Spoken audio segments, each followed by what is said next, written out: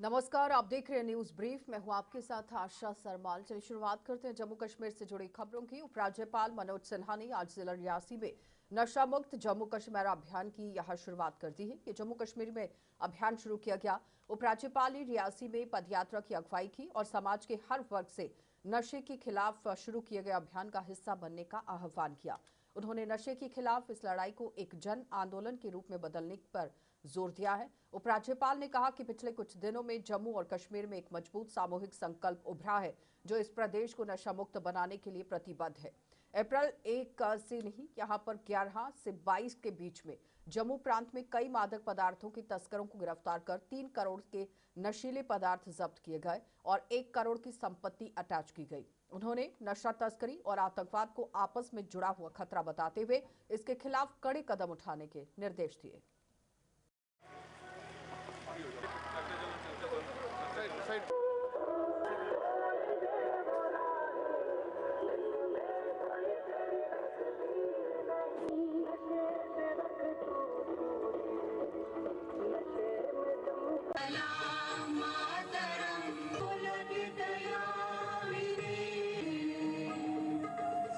इसलिए मैं पुलिस तथा सभी एजेंसी से भी कहना चाहूंगा कि नशा तस्कर और आतंकवादी अलग अलग नहीं हैं, बल्कि वे साझेदार हैं। हमें इन्हें व्यवस्थित, कठोर और पूर्ण रूप से समाप्त करने की आवश्यकता है। हर रास्ते पर निगरानी की जरूरत है। हर आर्थिक नेटवर्क को तोड़ने की आवश्यकता है। हर ऐसी संपत्ति को जब्त करने की जरूरत है। इसके लिए जम्मू कश्मीर प्रशासन और पुलिस ने मिलकर के एक संयुक्त एसओपी बनाई है और अनेक महत्वपूर्ण निर्णय भी इसमें हुए हैं। ड्रग स्मगलिंग से जुड़े तस्कर का पासपोर्ट निरस्त किया जाएगा, उसका ड्राइविंग लाइसेंस निरस्त होगा, आधार कार्ड उसका निरस्त कराया जाएगा। अगर आर्म लाइसेंस है तो उसे भी निरस्त कर दिया जाएगा। अगर वो फरार है तो उसके खिलाफ तुरंत लुकआउट सर्कुलर जारी होगा। साथ ही एनडीपीएस एक्ट के तहत उसकी चल और अचल संपत्ति अटैच कर ली जाएगी, बैंक अकाउंट फ्रीज कर लिए जाएंगे और उनके खिलाफ फाइनेंशियल इन्वेस्टिगेशन प्रारंभ होगा। मैं आप सबको भरोसा देना चाहता हूं कि जम्मू कश्मीर प्रशासन और पुलिस इस नेटवर्क के खिलाफ कठोर से कठोर कार्रवाई करने के लिए सन्नद्ध है। मैं आपको बताना चाहता हूं कि सुनियोजित अभियान चलाकर 11 अप्रैल से जम्मू संभाग में सघन कार्रवाई की गई है। अगर रियासी के आंकड़े देखे जाएं तो भी मेरे सम्मुख यहाँ के डिप्टी कमिश्नर साहब ने बताया कि अनेक ड्रग हॉटस्पॉट चिन्हित किए गए हैं। नशे तस्करों की गिरफ्तारियां हुई हैं। नशे तस्करी में लिप्त व्यक्तियों के ड्राइविंग लाइसेंस कैंसिल किए गए हैं, प्रॉपर्टी जब्त की गई है और जो नशे के शिकार लोग थे उनकी करुणा और जिम्मेदारी की भावना से पुनर्वास का प्रबंध भी रियासी प्रशासन ने किया। तो जम्मू के मीरा साहिब इलाके में ड्रग माफिया के खिलाफ हुआ। ड्रग माफिया के खिलाफ यहां पर आप देखिए किस तरह से शिकंजा प्रशासन की तरफ से कसा गया है। बताते चले कि यहां एक बड़ी कार्रवाई आज की गई है। प्रशासन ने ड्रग्स का ही काला कारोबार करने वाले 2 सगे भाइयों को गिरफ्तार कर लिया। इन दोनों के खिलाफ आज की बड़ी कार्रवाई देखने को मिली और इन दोनों तस्करों की संपत्ति पर भी आज पीला पंजा चला दिया गया, संपत्ति को ध्वस्त कर दिया गया। संदीप कुमार और सनी के खिलाफ कई मामले दर्ज थे और वे ड्रग तस्करी के बड़े नेटवर्क का हिस्सा थे। इस कार्रवाई को अंजाम देने के लिए एसडीएम आरएसपुरा अनुराधा ठाकुर और डीएसपी गुरमीत सिंह, स्थानीय पुलिस टीम ने मिलकर एक ऑपरेशन चलाया और पुलिस की मौजूदगी में उनके घर को तोड़ा गया और वहां से ड्रग भी बरामद की गई। पुलिस के अनुसार ये कार्रवाई नशे के कारोबार पर लगाम लगाने और अपराधियों को कड़ी सजा दिलाने के उद्देश्य से की गई है और इस कदम को लेकर स्थानीय लोगों में भी खुशी का माहौल है, क्योंकि ये कार्रवाई न केवल सिर्फ ड्रग तस्करी की रोकथाम करेगी बल्कि इलाके में सुरक्षा और शांति का माहौल भी बनाएगी।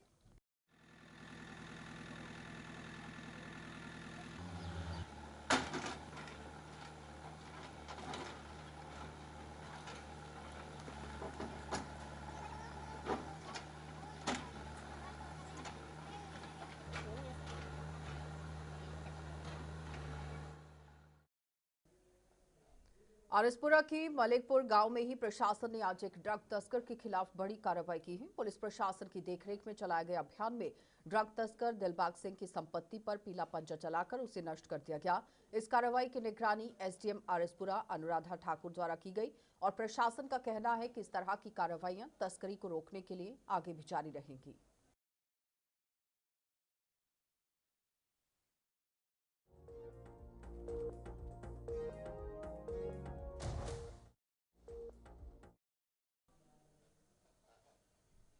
कैबिनेट मंत्री जावेद अहमद राणा ने डोडा में आयोजित नेशनल कॉन्फ्रेंस के कार्यकर्ता सम्मेलन में भाग लिया। उन्होंने केंद्र सरकार की नीतियों पर सवालिया निशान लगा दिए, यानी कि सवाल उठा दिए गए और उस पर जम्मू कश्मीर में धार्मिक विभाजन को बढ़ावा न देने की अपील की गई। उन्होंने कहा कि तानाशाही से बचने और लोकतांत्रिक कार्यप्रणाली को बनाए रखना बेहद जरूरी है।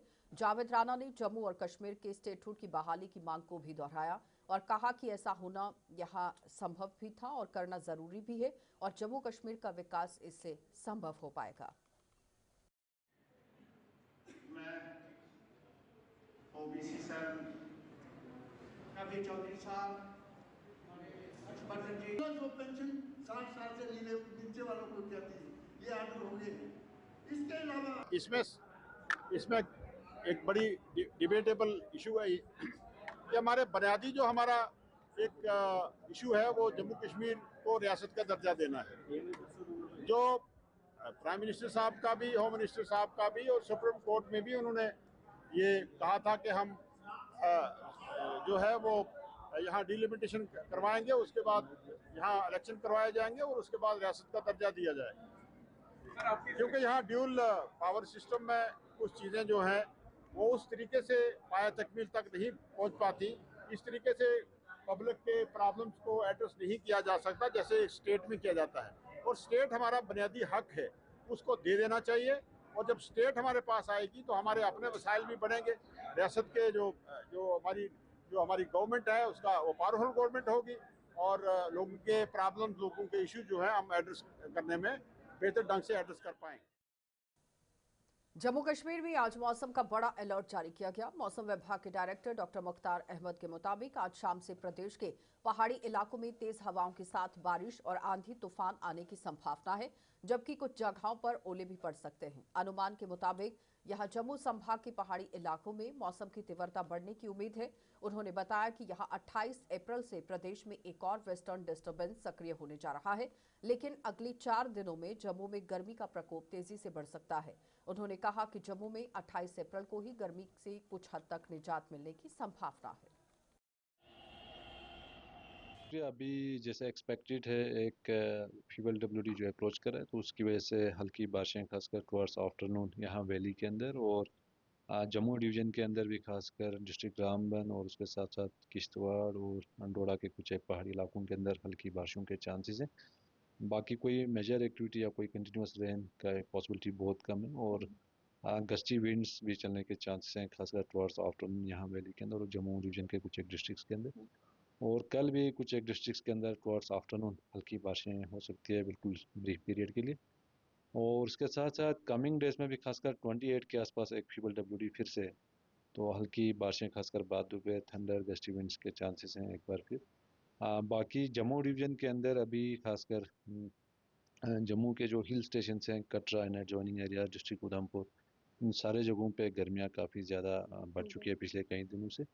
और जम्मू और एडजॉइनिंग एरियाज़ के अंदर जो है hot and weather condition generally रहेंगे और उसके साथ साथ हीट वेव भी जो है कुछ एक आइसोलेटेड पॉकेट्स ऑफ सांबा कठवा और उसके साथ साथ यहाँ डिस्ट्रिक्ट रियासी उधमपुर के अंदर भी जो है देखा जा सकता है। तो ये गर्मियाँ ड्यूरिंग नेक्स्ट 4 डेज तक रहने के चांसेस हैं और उसके साथ साथ कमिंग डेज में फ्रॉम 28 ऑनवर्ड्स थोड़ा सा स्लाइट फॉल होगा, तो थोड़ी सी बेहतरी देखी जाएगी, थोड़ा सा रिलीफ मिलेगा खासकर हीट वेव या hot and dry weather condition से।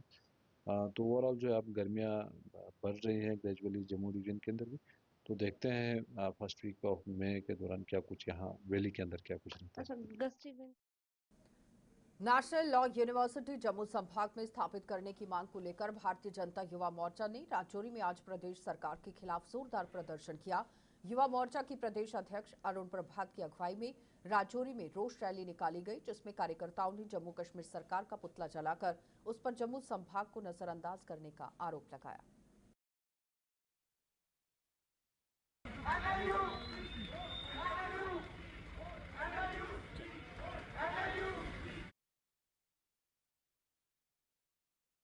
जम्मू के 10 जिले, वो राजौरी है, वो पुंछ है, वो जम्मू सांबा कठुआ है, उधमपुर रियासी है, रामबन डोडा किश्तवाड़ है। 10 के 10 जिलों के अंदर एक बड़ी डिमांड है और पुरजोर तरीके से प्रदर्शन, प्रोटेस्ट, एहतजाज कई महीनों से चल रहे हैं। सड़कों पर लड़ाई लड़ी जा रही है। भारतीय जनता पार्टी के ऑनरेबल एमएलएज ने हाउस के अंदर उमर अब्दुल्ला सरकार के सामने ये एहतजाज और ये मुजाहरा भी किया कि जम्मू सूबे की एक डिमांड है कि लॉ यूनिवर्सिटी जम्मू को भी मिलनी चाहिए। पर दुर्भाग्य ये है कि जब जब नेशनल कॉन्फ्रेंस और कांग्रेस सरकार में रही है, तब तब जम्मू प्रोविंस के साथ, राजौरी पुंछ के साथ भेदभाव और जाति की गई है। पर अब वो जाति के खिलाफ हम डट करके लड़ेंगे भी, खड़े भी होंगे और जब तक हमारे साथ न्याय नहीं हो जाता, जब तक जस्टिस प्रिवेल नहीं करता, तब तक रुकने वाले नहीं। पॉपुलर गवर्नमेंट किसकी है? मुख्यमंत्री की। वादे कौन करके आया था? मुख्यमंत्री। आज भाग कौन रहा है? मुख्यमंत्री। तो हम उनसे पूछेंगे नहीं तो क्या जाएंगे? लोगों ने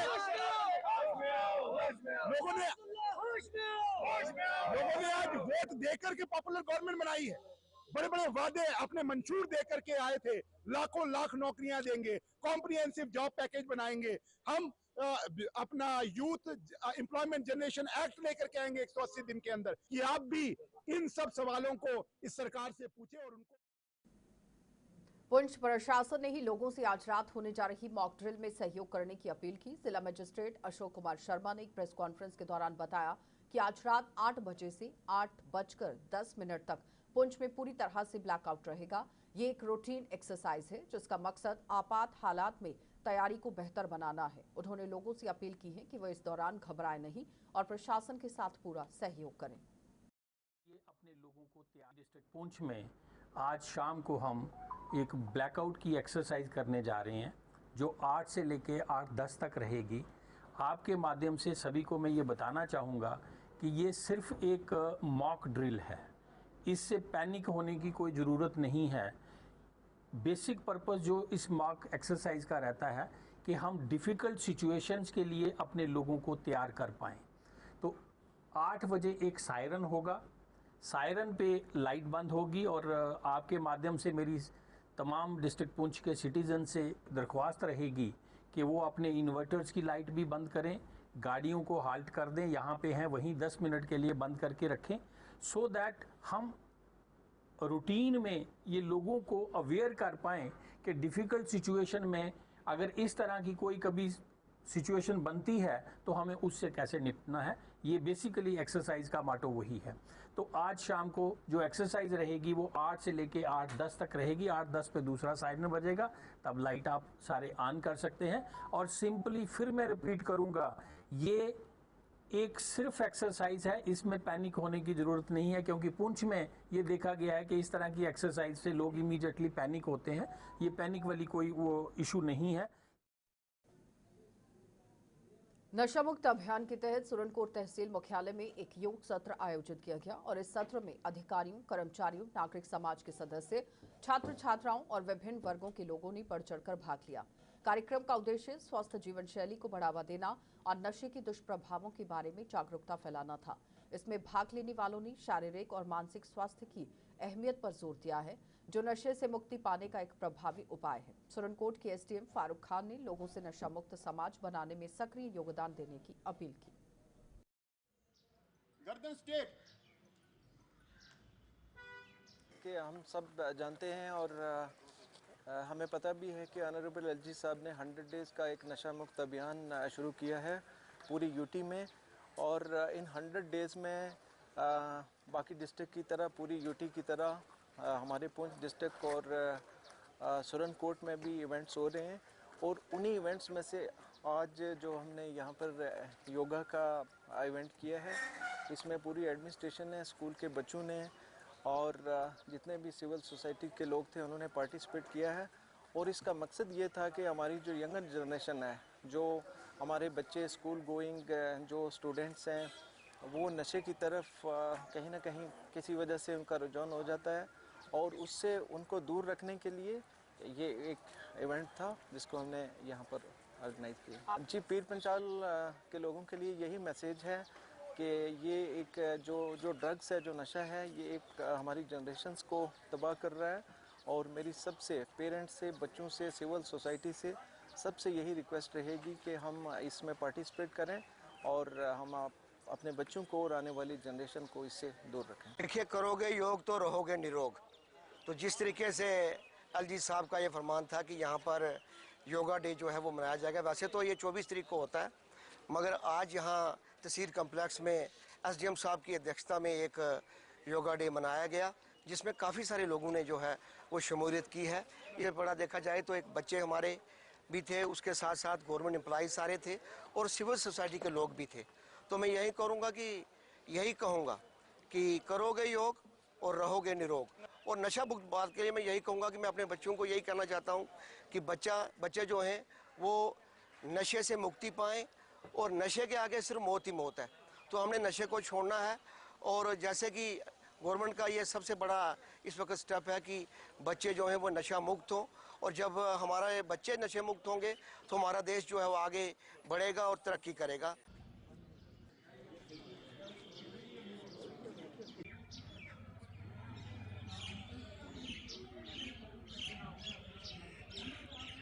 ऐसे यहाँ पे अच्छा जितना हो सकते हो, कोई जरूरी नहीं है।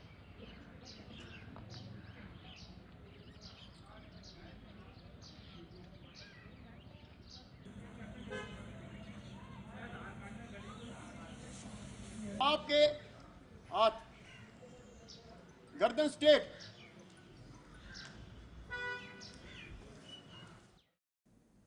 चलिए, बड़ी खबर आपको दिखाते चले। इस वक्त की बड़ी खबर आपके सामने, जहां पर आप देखिए किस तरह के हालात इस वक्त बने हुए हैं। जंगल में धमाके जैसी आवाज से दहशत फैल गई है। धुएं की वजह से आप देखिए दहशत का माहौल है। घने गुबार से अब आप देखिए दहशत फैल गई है।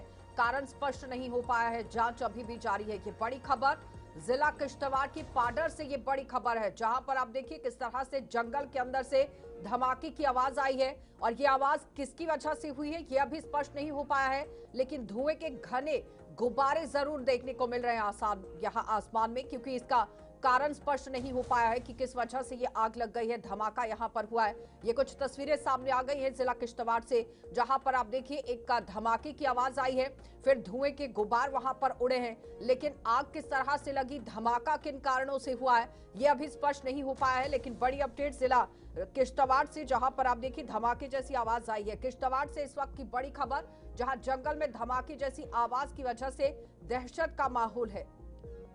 ये साफ तस्वीरें आपके सामने, जहां पर आप देख सकते हैं किस तरह के इस वक्त हालात वहां पर बने हुए हैं, क्योंकि इलाकों में, आसपास के इलाकों में इस वक्त दहशत का माहौल है कि किस वजह से ये बड़ा धमाका वहां पर हुआ है, क्योंकि धुएं के गुब्बार उड़े गए।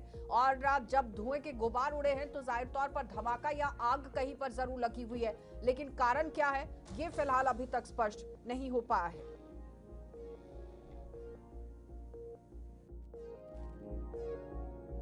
पाडर से ये बड़ी खबर आपको दिखा रहे हैं, जहां पर जंगल में धमाका हुआ है और धमाके जैसी आवाज उठने से आप देखिए पूरे इलाके के अंदर अफरा तफरी का माहौल है। दहशत वहां पर फैल गई है कि किस कारण की वजह से ये बड़ा हादसा हुआ है, क्योंकि आए दिन आतंकियों की भी घटनाएं यहां पर हुई हैं और पिछले दिनों आपने देखा कि आतंकियों की मूवमेंट को भी यहां पर देखा गया था। लेकिन फिलहाल ये तार इसके साथ जोड़कर नहीं देखे जा सकते अभी तक, क्योंकि अभी तक इस पूरे धमाके को लेकर कोई पुष्टि नहीं की गई है, स्पष्ट नहीं किया गया है कि किस वजह से ये बड़ा धमाका हुआ है। लेकिन बड़ी खबर जिला किश्तवाड़ से, जहां पर एक धमाके की आवाज जरूर आई है और साथ ही साथ धुएं के गुब्बार जरूर आप देख सकते हैं कि तस्वीर में देखने को मिल रहा है। लेकिन ये धुआं किस वजह से है, कैसे आग लग गई है उसकी वजह से धुआं है, या फिर कोई वहां धमाका हुआ है, और धमाका अगर हुआ है तो किस चीज में ये धमाका हुआ है ये अभी आप देखिए जांच पड़ताल का विषय बन चुका है, क्योंकि इन्वेस्टिगेशन होगी और उसके बाद जब पुलिस की तरफ से इस पर जानकारी साझा की जा सकती है उस वक्त ही कहा जा सकता है कि आखिर किस वजह से ये परिस्थितियां वहां पर बनी है।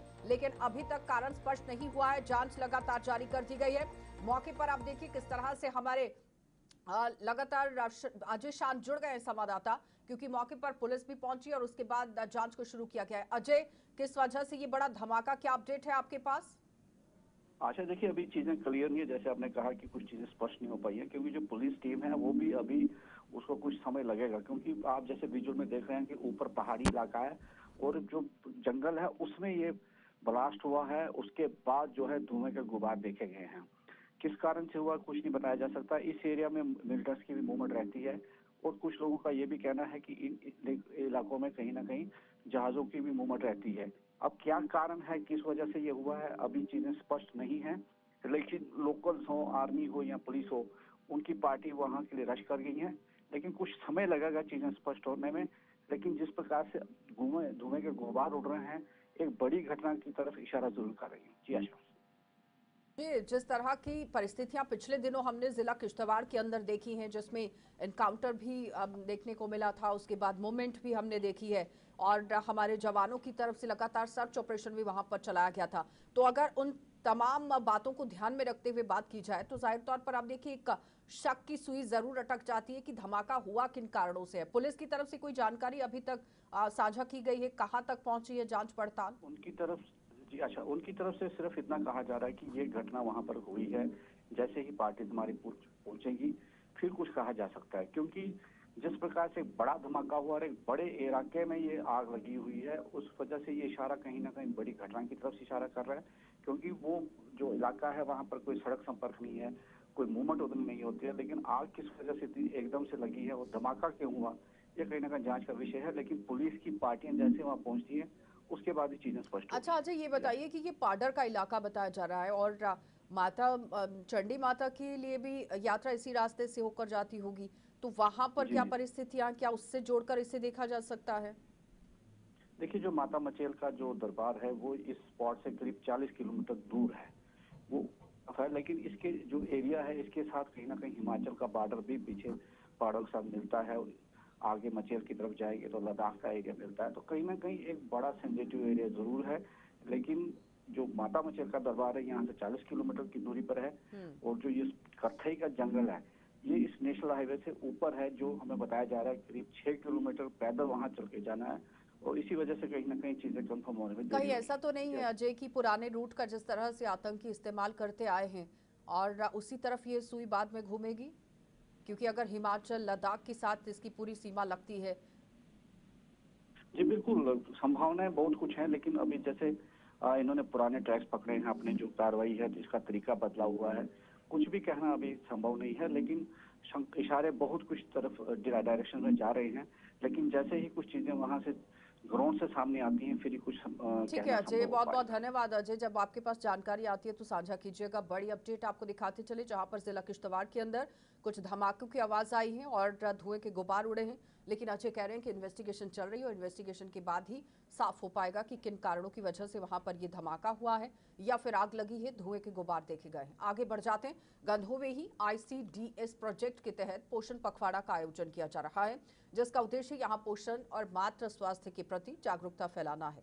इस कार्यक्रम में भलेसा के विभिन्न क्षेत्रों से आंगनवाड़ी कार्यकर्ता भाग ले रहे हैं, जिसका उद्घाटन SDM अरुण कुमार बड़ियाल ने किया।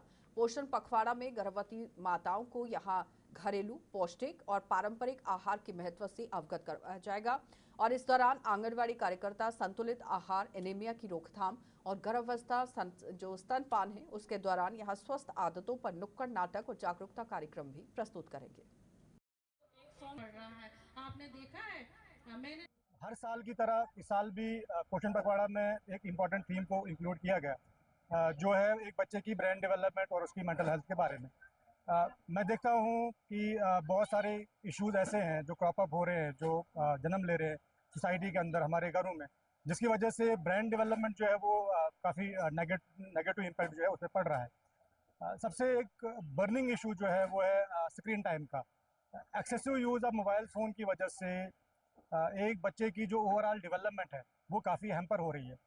मैं आपको बता दूं कि एक बच्चे का जो ब्रेन डेवलपमेंट होती है उसमें 6 साल से नीचे 85% ब्रेन डेवलपमेंट हो जाती है और ये वाला फेज़ एक क्रिटिकल फेज़ होता है एक बच्चे के लिए। अगर इस फेज़ में गलत स्टिमुलेशन हमने बच्चे के ब्रेन को प्रोवाइड की उससे जो है बच्चे की जो ब्रेन एक्टिविटी है उस पर काफ़ी नेगेटिव असर पड़ेगा।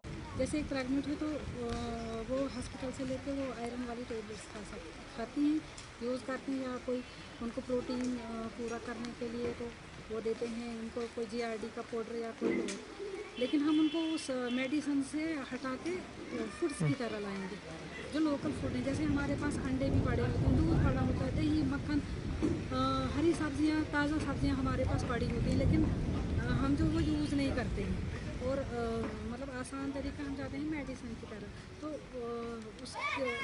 इसी चीज़। चलिए न्यूज़ ब्रीफ में इतना ही, इजाज़त दीजिए, नमस्कार।